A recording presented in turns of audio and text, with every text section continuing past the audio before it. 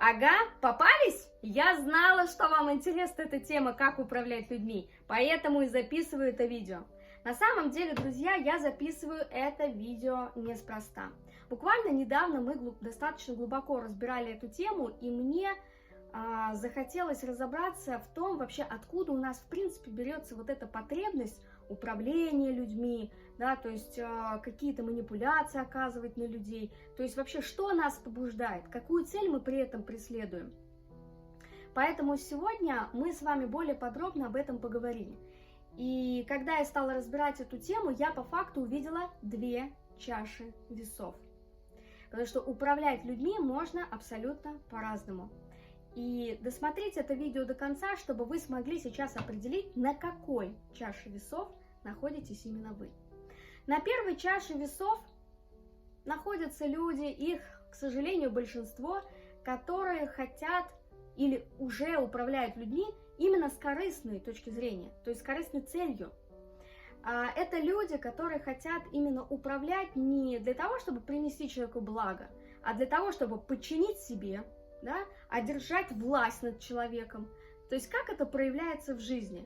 В жизни это проявляется следующим образом. То есть когда мы хотим, чтобы человек соответствовал нашим ожиданиям, когда мы хотим, чтобы человек соглашался с нашей точки зрения, поддерживал нас, был похожего мышления, похожего образа жизни, то есть те, которые на нас не похожи и имеют свою точку зрения, мы их не принимаем. Они не входят в нашу картину мира. И нам очень хочется, чтобы так не было. Мы хотим, чтобы все поддерживали нас. Мы хотим, чтобы все думали так, как думаем мы. Вот это называется, по сути, это называется тщеславие. Это один из самых тяжких грехов, когда мы возвышаемся над людьми, и вместо того, чтобы им помочь, мы пытаемся их подчинить к себе.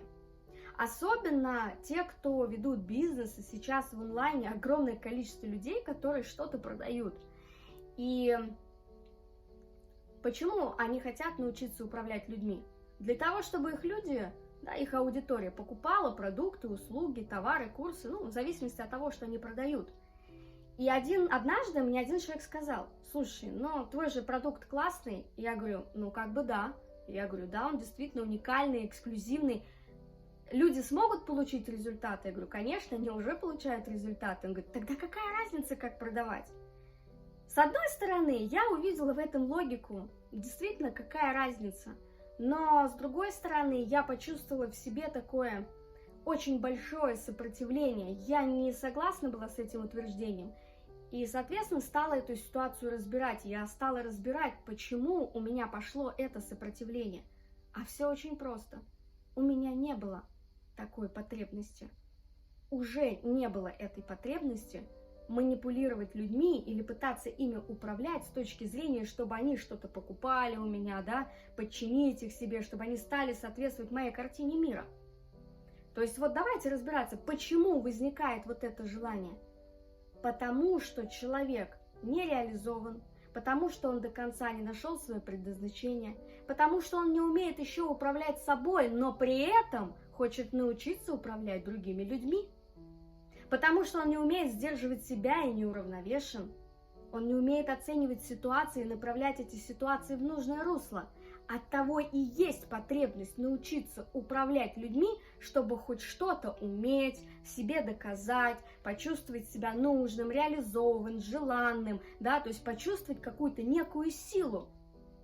И вот на тот момент, когда у меня возникло это сопротивление, я почувствовала, что у меня такой потребности нет, уже нет, потому что я была на этой чаше весов, к сожалению, или к счастью. Но я на ней была, и Господь посылал мне те испытания, такие ситуации, при которых я оказывалась на месте этих людей. И я прочувствовала всю их боль, все их эмоции, да, то есть все то, что они чувствовали, когда я была на их месте. Понимаете? То есть ничего не происходит просто так. И тщеславие, к сожалению, это самый тяжкий грех, когда нам хочется возвышаться над людьми. Но у него есть и еще и другая сторона, когда мы, наоборот, хотим принижать себя. То есть у этого есть еще другая сторона медали.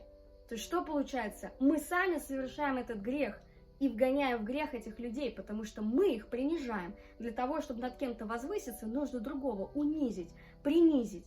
И если вы посмотрите, как сейчас в основном продают, да, вот на онлайн-мероприятиях, это в основном идет через боль, это в основном идет через невежественные вот эти отрицательные энергии, когда людям говорят: да долго ты будешь сидеть в своей, не будем говорить где, да, в своем болоте, ты долго там будешь находиться, сколько уже можно, и начинают ездить по человеку, начинают его вгонять в еще большие минуса. Какой энергией мы заряжаем в этот момент людей? А самое главное, задумайтесь сейчас, внимание, на минуту или на секунду, какой посыл, какой импульс вы посылаете в этот момент. Вот в тот момент, когда общаетесь так с человеком, когда пытаетесь его принизить. Да, он действительно покупает, потому что он находится настолько в безысходном состоянии, и по эмоциям он еще уходит вниз, что ему, в принципе, больше некуда деваться, как только взять, пойти и начать решать свою проблему. Опять же, да, как бы здесь есть и плюс, что человек действительно сделает какое-то действие, но не это здесь важно. Важно то, какой импульс вы запустили в этот момент. А он, по факту, он отрицательный. Это невежественная, отрицательная, плохая энергия, которая к вам потом же и вернется.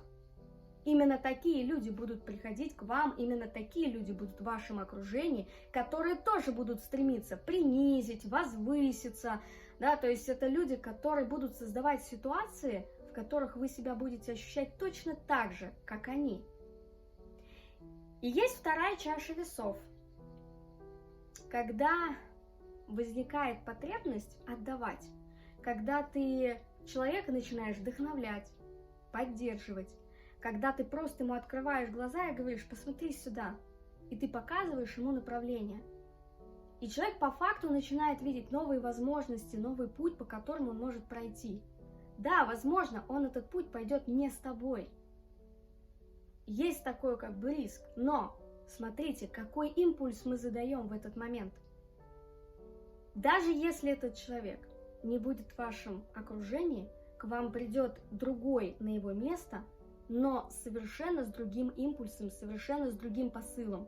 Тот, который вы запустили изначально. Почему так происходит? Потому что в этот момент появляется потребность отдавать. Вам хочется просто отдать от души, от сердца, помочь человеку, показать ему новые возможности. В каких случаях это происходит? Когда человек стал самодостаточной личностью, когда он умеет управлять собой, когда он уравновешен, сбалансирован по энергиям, когда он умеет управлять собой, управлять ситуациями, которые с ним происходят, то есть направлять их в нужное русло, менять их в конце концов.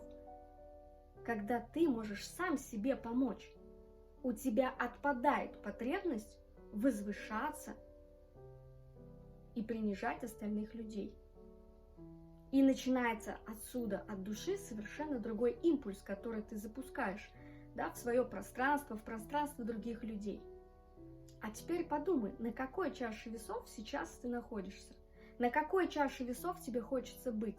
Там, где ты будешь всех подстраивать под свою картину мира, которые будут только отвечать и твоим, как бы, да, потребностям, твоему мировоззрению, либо ты будешь принимать каждого, кто приходит в твое окружение, и просто помогать им от души, от сердца, задавая положительный импульс и отдавая положительную энергию.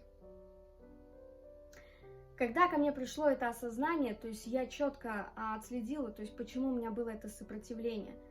Хоть мне и говорят: ты что, да, вот эти эмоции низкие, там, отрицательные, они нужны для того, чтобы побудить человека.